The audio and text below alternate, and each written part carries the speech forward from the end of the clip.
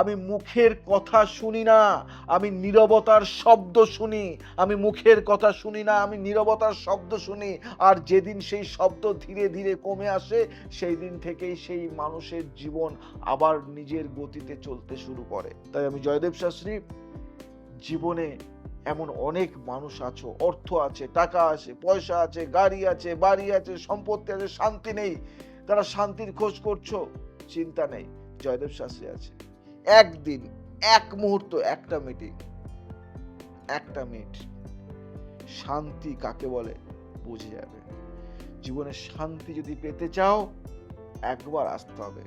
কারণ আমি বলবো না তুমি আজ আসলে কাল কোটিপতি, হাজারপতি, লক্ষপতি, করোড়পতি, অরোড়পতি, মিলিয়ন বলবো না।